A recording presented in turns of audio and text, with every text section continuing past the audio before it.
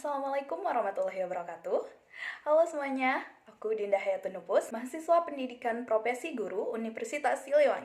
Pada kesempatan kali ini, aku akan membahas topik dari mata kuliah Filosofi Pendidikan. Nah, tema yang aku angkat kali ini yaitu adalah Identitas Manusia Indonesia dalam Pendidikan.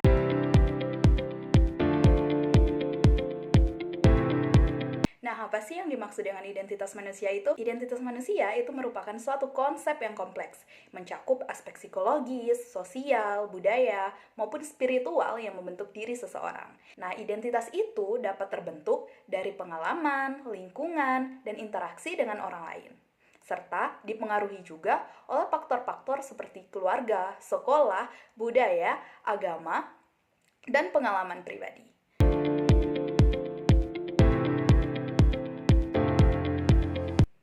Lalu bagaimana identitas Indonesia itu berkaitan dengan dunia pendidikan? Nah, dalam konteks pendidikan, identitas manusia itu memainkan peran yang sangat penting dalam menentukan cara siswa belajar, berinteraksi, dan memahami materi. Bagaimana sih identitas seseorang itu bisa mempengaruhi pendidikan mereka? Yang pertama, identitas itu bisa mempengaruhi motivasi belajar siswa. Identitas siswa yang kuat itu dapat meningkatkan motivasi belajar dan percaya diri siswa. Sebagai contoh, siswa yang memiliki identitas sebagai seseorang yang tangguh itu cenderung lebih termotivasi untuk belajar. Yang kedua, identitas ini akan mempengaruhi interaksi sosial, di mana cara siswa berinteraksi baik dengan guru maupun teman-temannya ini juga dipengaruhi oleh identitas. Contohnya, siswa yang memiliki identitas sebagai Misalnya, siswa yang memiliki identitas sebagai seorang pemimpin yang punya jiwa kepemimpinan itu akan cenderung lebih aktif saat berdiskusi maupun saat berkelompok. Nah, selanjutnya yang ketiga, identitas manusia juga akan mempengaruhi hasil belajar. Siswa yang memiliki identitas yang rajin, seseorang yang rajin itu cenderung akan memiliki hasil belajar yang lebih baik. Nah, begitupun sebaliknya.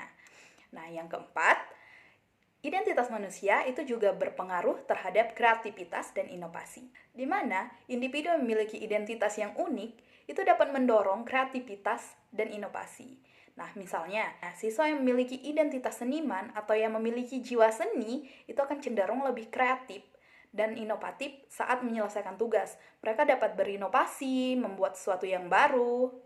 Mereka cenderung lebih kreatif saat menyelesaikan tugas. Mereka bisa menemukan ide-ide baru, ide-ide kreatif, dan juga solusi yang inovatif.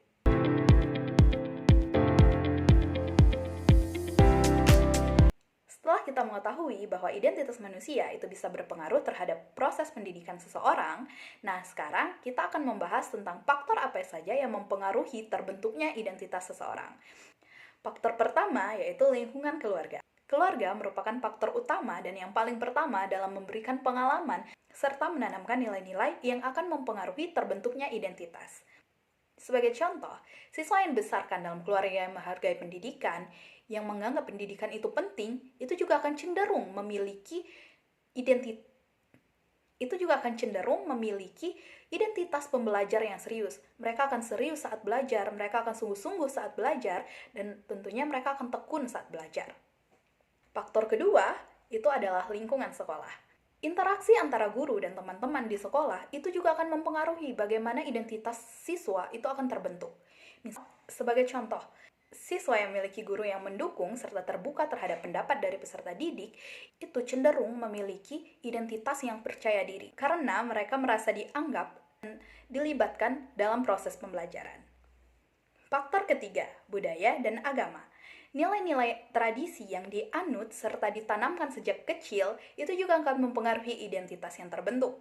Contohnya, siswa yang berasal dari budaya yang menghargai kerjasama cenderung memiliki identitas sebagai pelajar yang kolaboratif.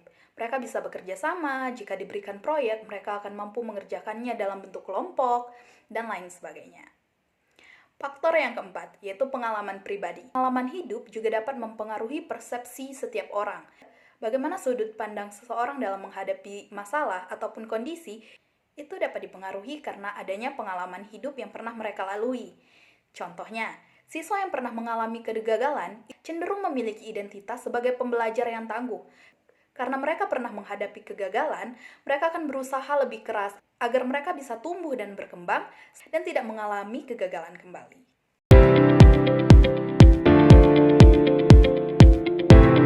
Lalu strategi apa yang dapat kita lakukan sebagai seorang guru untuk mengembangkan identitas positif dari siswa kita? Yang pertama, yaitu menghargai perbedaan. Mengakui dan menghargai bahwa setiap individu itu berbeda. Setiap siswa tentunya memiliki latar belakang, karakteristik, bakat, dan minat yang berbeda. Sehingga kita harus sadar dan menghargai bahwa setiap orang itu berbeda. Contohnya, guru dapat memperkenalkan berbagai profesi yang berbeda untuk membangun kesadaran siswa terhadap berbagai pilihan karir. Kita tidak bisa menuntun semua siswa kita untuk menjadi seorang guru misalnya atau seorang dokter. Namun, kita dapat menuntun setiap siswa kita untuk dapat memilih jalan karirnya sesuai dengan apa yang mereka minati dan sesuai dengan tingkat kemampuan mereka. Yang kedua, yaitu menciptakan lingkungan yang aman dan nyaman bagi siswa kita. Untuk menciptakan lingkungan yang aman, kita sebagai guru itu harus memastikan bahwa siswa kita tidak terlibat dalam konflik, pembulian, ataupun kekerasan. Kemudian, untuk menciptakan lingkungan yang nyaman, kita juga harus memastikan lingkungan belajar siswa itu berada dalam kondisi yang bersih dan rapi, memiliki pencahayaan dan ventilasi yang cukup sehingga siswa dapat nyaman saat mengikuti pembelajaran. Strategi ketiga yang dapat kita lakukan yaitu mengembangkan keterampilan, meningkatkan keterampilan dan kemampuan siswa. Setelah kita mengetahui bahwa setiap siswa kita berbeda, kita bisa meningkatkan keterampilan dan kemampuan siswa kita yang beragam. Meningkatkan keterampilan dan kemampuan siswa kita yang beragam dengan tidak menuntut siswa kita harus menonjol di keterampilan A, sedangkan mereka memiliki bakat dan minat di keterampilan B. Nah, kemudian strategi keempat yaitu mempromosikan pendidikan inklusif. Hal yang harus kita lakukan pada strategi ini yaitu mengatasi stereotip dan diskriminasi dengan memperkenalkan konsep kesetaraan dan keadilan. Guru tidak boleh membeda-bedakan siswanya. Siswa harus dianggap setara dan mendapatkan keadilan, sehingga tidak akan ada istilah anak emas di dalam proses pembelajaran ataupun di dalam kelas dengan guru tertentu.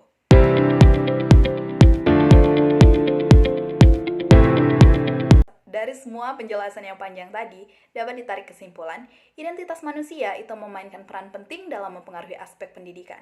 Sehingga penting bagi kita, terutama seorang guru, untuk mengembangkan identitas positif agar dapat meningkatkan motivasi belajar, membangun kepribadian yang kuat, meningkatkan kreativitas dan inovasi. Kita juga harus menghargai perbedaan individu untuk menciptakan lingkungan yang aman dan nyaman dalam membantu mengembangkan identitas positif. Dengan demikian, identitas manusia dalam perannya mempengaruhi aspek pendidikan dapat membuat kita menghargai dan mendukung perkembangan identitas positif pada diri kita sendiri maupun pada siswa untuk menciptakan generasi yang cerdas, kreatif, inovatif menuju masa depan yang lebih cerah.